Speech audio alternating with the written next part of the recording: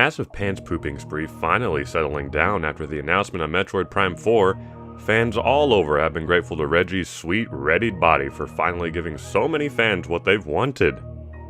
While everyone loved Federation Force, well, maybe not everyone. I mean, someone had to have liked it. At least one person. You done know. It was nowhere close to what fans wanted at all. To be quite frank about the situation, the Metroid series as of late hasn't been the hottest, partly because the series has been non-existent for the past 7 or so years. We're pretending Federation Force didn't happen, so it's technically 7 years. And with the extremely divisive release of Metroid Other M, Nintendo wasn't in the wrong to be hesitant about bringing the series back in full force. With the original Metroid on NES and Super Metroid on Super NES, it was a very impactful franchise that kind of helped define the genre for its time. I mean, there's a reason why so many 2D platformers today are described with the genre name of Metroidvania. But it wasn't until the Metroid Prime trilogy came along on the GameCube and Wii that the first-person shooter gameplay really brought a fresh, reimagined Samus to the masses. Nintendo had a great foundation set for the series that was expanded upon quite well across the 3 games. But after Metroid Prime 3 Corruption's release, the series slowly faded into the background, and Other M didn't exactly help keep the interest and momentum going. And now, with the confirmation of an actual sequel with Metroid Prime 4, plus a 2D remake on the 3DS with Samus Returns, Nintendo got all their fans in their honey nut filios, with their minds bursting with ideas, joy, and anticipation. But for me, the idea that really gets me stuffing my plate of excitement so high to the point it turns into a mushy food diaper is multiplayer. And surprisingly, I haven't seen a lot of big discussion about ideas for it or what it could add to the game and series. Although I will say Rob from Rule of 2 Review had some good talks about the concept, and if you're interested in all things Metroid, then you should definitely go and check them out. Anyways, when thinking about any game that's a shooter, it's easy for most people to automatically expect some kind of multiplayer aspect of said game. Now don't get me wrong here, I don't believe every shooter should have multiplayer shoved in just to make a quick buck. Some single-player shooters need to stay that way, and after all, we've seen what happens when too much focus is put into online multiplayer along with loot boxes and other microtransactions to artificially expand the life of a game, but ultimately ends up killing it. There's enough multiplayer shooters out there all trying to be the next best thing, but usually only a few end up doing something different that helps them float to the top as a standout idea among an ever-expanding sea of turds.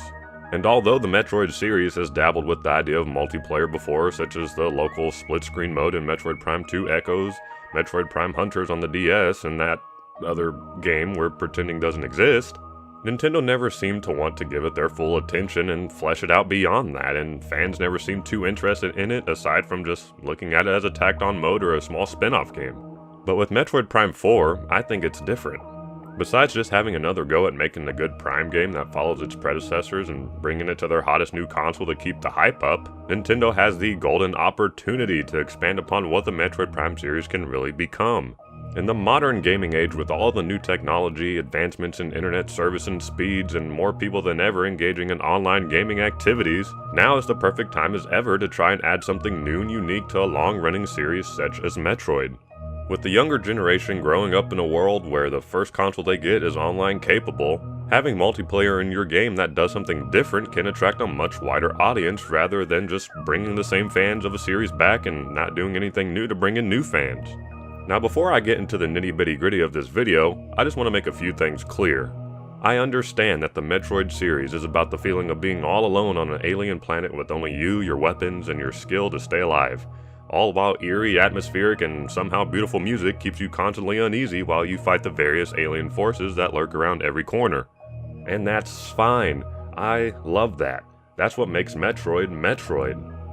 And to all the Prime Purist fans out there that want the series to stay a single-player experience of isolated, immersive atmosphere and worry about the game being watered down by adding multiplayer, I totally understand those concerns. Metroid Prime is a great series that should keep refining itself and expand upon what it is while retaining all the things that make it so great. But I also understand that Nintendo is going about things completely different now when it comes to the Switch, its games, and its overall mindset. Nintendo isn't just making new games in their series to please fans that expect the same thing but better for every sequel. They're taking some of their series to totally new places, doing things that you never expected, and I believe that they could do the same for Metroid. I mean, if you told me 10 years ago that I'd be playing Zelda in a huge open world, burning my gourmet butt meat to ash and freezing my little hodads off to collect 900 Korok seeds just to get golden poop from a husky dancing tree with maracas, I'd tell you, be gone with you and your wild ideas and speculations. But count me in. So I say all that to say this. I think Metroid Prime 4 could benefit from having multiplayer if done right, while still having a mind-blowing single-player experience that I'm sure we'll get either way.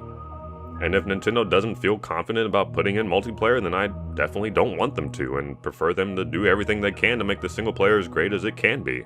This video is just me speculating about things I'd like to see that I think would make multiplayer great, and stand out while still being something that could feel familiar to someone that's never played a Metroid game but plays other shooters. So let's get ready to dive into this deep and dangerous space that is opinions, and hopefully I make it out alive without being flamed to death for thinking about such a forbidden idea. Seriously, please don't kill me. Please. So the first and main topic I want to talk about today is the gameplay. Ah yes, the meat patty of every game that determines if it'll be a crazy, incredible, triple-stacked game burger all the way, or just two old crusty buns with a soggy piece of buggy tofu in the middle. And boy is Metroid Prime a great number one with mustard.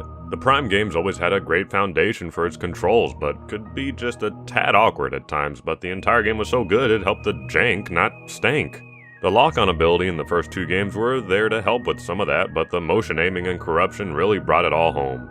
Of course, having lock-on would be OP in multiplayer, so it's really a no-brainer that the fourth game continued by having solid twin-stick controls that feel right in every major first-person game. But adding a gyro aiming option for all control setups similar to Splatoon 2 to give that precision is definitely important in any competitive shooter and would be great as well. Now, as far as how multiplayer would be, I generally feel like 4v4 is the perfect team number. I might be a tad biased since I grew up in a time where most games I played were 4-player groups, and I think Splatoon does so well from it also. Most online shooters are starting to up the amount more and more over the last few years, it seems. 4 feels like the perfect balance. Maps don't have to be too huge, and to be honest, I kinda miss it. And I don't have enough friends to have a full Overwatch team, so... The two team factions I could see being opposing forces from the story would be the Galactic Federation soldiers versus a team of space pirates or something of the sort. Now the movement of the game is really interesting to me because while in the first 3 games there could be some slower moments with puzzle solving, backtracking and whatnot, I think Metroid would benefit well from being really fast paced, but not so much to the point it's disorienting with a high learning curve. Of course, the multiplayer couldn't feel too different from the story because that's where I can see the fans' concern of turning a great game into another generic action shooter pooper thing. Now what I'm about to say will probably make many fans out there shake their controllers in anger and want to bash me silly with a cinder block. PS3. But just think about it for a second and let me explain. A few games I love but suck at, like Doom and Quake, thrive off their blazing fast, almost Twitch-style gameplay, and I think something reminiscent of this could fit well with Metroid. Nothing makes you feel better than speeding around a level going wham bam turkey and ham on everyone that gets in your way. Now I don't mean to the same extent of those games because boy, are those games unforgiving. You will get eviscerated for a while before learning the ropes, and obviously Metroid shouldn't be that intense to where it could turn people off from the game. But I do want to say that Metroid to me could be Nintendo's more mature, skill-based first-person shooter. While Splatoon caters to a more kid-friendly audience that anyone can play, Metroid is definitely a game that is for a more mature player base that could really develop some skill at the game. Because as much as I love Splatoon, I really hate getting into those games with 7-year-olds that like to paint the same spot the whole game and make me lose. But I'm getting off track. What I'm really referring to here is the movement of those games. Metroid has the perfect mechanics to give it that unique movement style beyond just double jumps or jump pads, and the first thing that comes to mind is the grapple beam, baby. Picture running around a level, your health is low, and other players chasing you, and you're coming up on a big gap with a huge chasm down below waiting to welcome you into the abyss, with a place just out of reach to jump to on the other side. If this was any other normal game, you'd think, oh no, I must turn around and fight my inevitable death. But no siree shish kababi, not in this fantasy world of Metroid multiplayer I want to see so bad. You see a spot above you and you swing forward while turning around and boom! You take down the pursuer with a charged blast, landing on the other side and continue on your Metroid slaying way. The grapple beam could be the thing that gives Metroid its own feel of movement, just like how Splatoon has swimming in your own ink as the main way of moving around the map quickly. Every map having certain areas for grapple points to swing in full 360-degree movement and still be able to shoot would be Metroid-tastic, and add many unplanned possibilities for getting around the maps.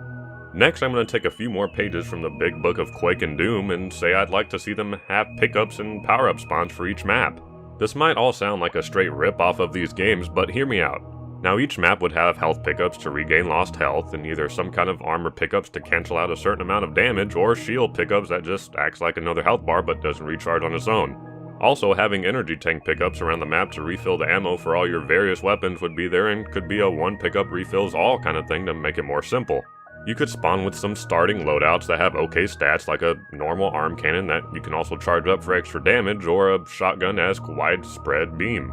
Small Chozo statues could be sprinkled across each map, acting as weapon spawns with either stronger versions of your starting weapons along with the other weapons like the missile launcher that we all know and love, a flamethrower, ice beam, or maybe some kind of scoped-in sniper beam. Specials could be part of your loadouts and would be triggered by either getting a certain amount of points or by getting a special power-up that spawns in each map, similar to the Demon Runes in Doom or the Quad Damage in Quake. Specials could include things like series staples, such as the Screw Attack, where you rush forward or into the air as a ball of energy and do major damage to your foes, or turning into a morph ball and zip around the map dropping bombs and finishing off with a huge power bomb blast. Or maybe getting a visor ability to see everyone through walls for a few seconds. Or you could just Kamehameha the beans out of somebody like Samus's final smash move. Now to give all of this a more Metroid feel and stand out from those games, I'd like to have different kind of elemental effects for all those guns. Fire could give you extra burning damage over time, ice could slow your movement down incredibly while being a little weaker, plasma could pierce through your armor or shield to damage your health directly, light and dark could impair your vision when hit, and maybe have some kind of parasite effect that slowly steals life from whoever you shoot to heal you while lowering your overall damage. There could even be an ability and perks you add to your loadout that has cooldowns and changes how a variety of things behave. A missile launcher could fire homing missiles. You could have a cloak ability that lasts a few seconds when you stand still. Or an electric pulse that stuns enemies for a moment, giving you the chance to get away or finish them off. Now some of those ideas were from Metroid Prime Hunters, but there's a ton of things I could keep going on about here, but hopefully you get the point I'm trying to make. Metroid has a rich lore and a couple of decent past multiplayer attempts to draw from. And all this combined can make an experience that distinguishes itself from other shooters like the ones I've mentioned and feel right at home on the Switch. There are bukus of directions they could take this, and if they do announce a multiplayer edition to Metroid Prime 4, I will be foaming at the visor to see what they end up doing. Whatever studio's working on this game, I'm sure Nintendo sees a lot of potential in them to give them a task of reviving a beloved series like this. So with that out of the way, let's get into the next topic here. Next, I want to talk about player customization. Now, most of us have been in this situation before with certain other multiplayer games. You get a new game a few months after it releases and you jump into a match as another copy and paste default grunt. And as soon as you spawn, you see one of your teammates' characters and they make you say scrum-diddly-yumptious wow. They look like they reached the god tier of awesomeness in that game's universe. And you instantly think to yourself, man, I want to unlock and customize my character and look cool like that. So you end up playing the game all night long to get that cool skin unlock or that snazzy helmet by reaching level bazilli thousand prestige to the third power. And no, I'm not talking about it from personal experience or anything. Look, I'll be pretty simple about this. Metroid doesn't have to reinvent the wheel here when it comes to customizing your character and unlocking cool new things to equip. Things like changing the colors, shaders, textures, and design patterns of your armor, different styles of armor, and weapon/arm cannon and skins are pretty obvious. Different profile pictures, banners, maybe an achievement showcase would be nice to show off your profile when other players look you up when they're getting wrecked in game. Maybe having things like multiple races to choose from, different emotes, minor details like the color of your energy auras, or maybe even respawn effects would be enough to keep things interesting and have things for players to strive for as they level up. This is the one area I think multiplayer would be fine with by just having the options that most other online games have, so let's just speed on to the next topic here, which is the game modes. I kind of feel the same way about this as I do the customization, but to a lesser extent. I'd expect normal game modes like a free-for-all, team deathmatch, king of the hill, and the sort. Hunters did these pretty well in my opinion and doesn't really need to deviate too much from it. Replace certain game mode elements with a Metroid item, like having a kill confirmed mode where you kill a player and have to pick up their light crystal or octoliths and bring them back somewhere, and I'd be just fine with that. Just make the maps great, the gameplay engaging, and you got yourself a Juicy Lucy. Now I could see there being some modes that's rooted in the Metroid lore to change the standard game type up. Like, instead of standard capture the flag, both sides has to capture a Metroid in the map that moves around and bring it back to their ship, but has to protect it for a certain amount of time to encapsulate it securely and load it onto their ship, instead of just getting it to their side to score a point and repeat. Another game mode idea could be in either a free-for-all or team setting, and has players trying to touch a Metroid to charge or feed it, and when they do, it attaches to them and gives that player or team points for as long as it's attached. The catch is that whoever the Metroid is attached to is having their health slowly drained to a very low amount, and when that player dies, the Metroid detaches and runs around again until someone gets it.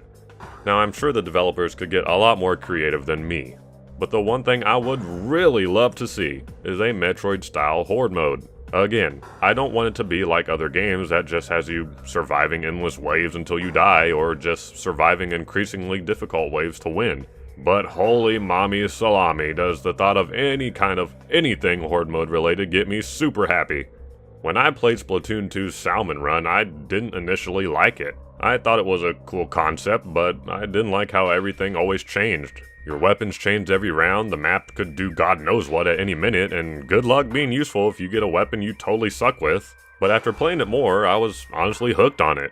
I love that the changes in stage design and your weapons kept you on your toes and each wave fresh. No pun intended. Kinda. But the most important thing about it was that it gave you something to do besides just stay alive, and it didn't get boring. You had to get those golden eggs in order to succeed and progress to the next wave. You could survive all you want pretty easy, but if you don't get those sweet baby eggs, then you're done, and definitely not getting that raise bonus you wanted. It fits the style of Splatoon so well to where it just makes sense, and that's what gets me excited about a mode like that for Metroid. Having up to 4 people on different alien planets, maybe fighting your way to a Metroid or other alien races to find a nest, and then fight off a wave while you have to destroy a queen or something could be just as fun with all the gameplay abilities I described earlier. Some enemies could have strengths and weaknesses, and you have to adjust accordingly, while many bosses could show up at any time and force you to manage your team smarter. If I had to be honest, if Nintendo doesn't end up putting any actual multiplayer mode like what I've talked about, I would still be just as happy if they included a co-op horde mode idea like this. It would give players something to do with their friends after beating the story and finding all the collectibles. They could even add on to the entire game by adding more content to it, which brings me to my last topic, the word that so many people I know are starting to hate very, very much. DLC! While season passes and expansions and $2 loot boxes are infecting more and more games today, I feel like Nintendo is really trying to make a better approach to it. President of Nintendo Kimishima has already expressed desire to beef up their DLC offerings for their various games in order to give players more reasons to keep playing them. And so far they've done a really great job with how they've handled their DLC on all their games. The Breath of the Wild expansion pass added so much to the game, and I enjoyed it a ton for just $20. I ended up putting another 30 or so hours into Zelda for just all the DLC content alone. Splatoon 2 and ARMS has had a plethora of constant free updates and new content added. That's incredible when you realize that yes, it is completely, totally, 100% free toes. Now with Metroid they could go either way if they wanted to. They could update the multiplayer with new maps, modes, and features all for free to keep the game relevant for at least a year after its release. Or they could have an expansion pass as well for $20 or so and maybe even add extra story content. I feel like if they did do paid DLC, they wouldn't try to push it too much to where you would feel at a disadvantage to other players that do have it. After all, Nintendo has been all about its games being open to anyone and everyone that wants to play and to have fun playing them. So that partly makes me feel like free updates would make more sense. If they did do a season pass, then it could be purely devoted to single player content to keep those fans coming back to the game that way as well. But all I know is that the game itself, with that holy trinity of story, multiplayer, and horde mode, could definitely push the game to new heights and reach a wider audience. Maybe it could even become one of Nintendo's higher selling franchises, just like how Fire Emblem pulled a huge comeback and is now one of Nintendo's heavy hitters, especially for 2018. So, to wrap up this big discussion of anticipation and want, all I want to say is that no matter what ends up coming with Metroid Prime 4, I'm confident that Nintendo will do everything possible to make it a bing-bong banger of a game. If everything I just talked about doesn't come at all, then that's fine. The game could be so good it makes me even forget I wanted any of this.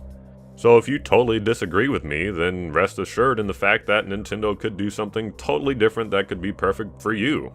All I want is for Metroid Prime 4 to be a big success and show Nintendo that they should take the series more seriously so we can avoid another time of long drought with a few weird attempts no one asked for.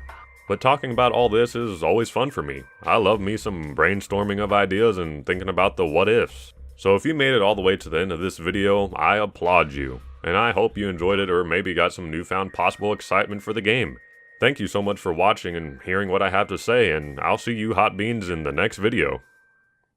Hey, thanks for watching. If you liked the video, thumb that thumbs up button because it really helps me out a lot. If you disliked the video, hit the dislike button and you don't ever have to see me again. If you like what you see and want more, slap my big red subscribe button down there and hit the bell icon so you see when I post new videos. If you have an idea for a future video or topic, leave a comment down below and I might get to it. That's all I have for now. Peace out.